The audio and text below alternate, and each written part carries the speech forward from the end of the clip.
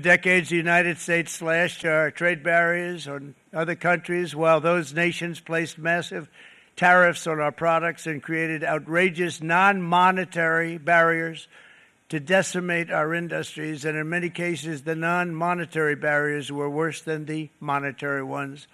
They manipulated their currencies, subsidized their exports, stole our intellectual property, imposed exorbitant VAT taxes to disadvantage our products, adopted unfair rules and technical standards, and created filthy pollution havens. They were absolutely filthy, but they always came to us and they said, we're violating, we should pay for it.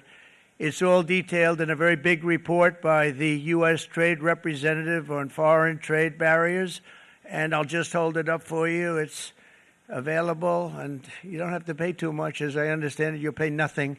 It's a lot of work for something, actually, because it's a special book. It's very upsetting when you read it, when you see what people have been doing to us for 30 years. This all happened with no response from the United States of America, none whatsoever. But those days are over. Let me offer just a few examples of the vicious attacks our workers have faced for so many years. The United States charges other countries only a 2.4 tariff on motorcycles. Meanwhile, Thailand and others are charging much higher prices, like 60%. India charges 70%. Vietnam charges 75%, and others are even higher than that. Likewise, until today, the United States has for decades charged a 2.5 tariff.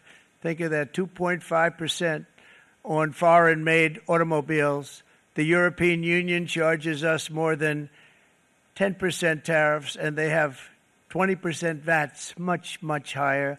India charges 70%, and perhaps worst of all are the non-monetary restrictions imposed by South Korea, Japan, and very many other nations. As a result of these colossal trade barriers, 81% of the cars in South Korea are made in South Korea. 94% of the cars in Japan are made in Japan. Toyota sells 1 million foreign-made automobiles into the United States, and General Motors sells almost none. Ford sells very little. None of our companies are allowed to go into other countries. And I say that, friend and foe, and in many cases the friend is worse than the foe in terms of trade. But such horrendous imbalances have devastated our industrial base and put our national security at risk. I don't blame these other countries at all for this calamity. I blame former presidents and past leaders who weren't doing their job. They let it happen, and they let it happen to an extent that nobody can even believe. That's why, effective at midnight, we will impose a 25% tariff on all foreign-made automobiles.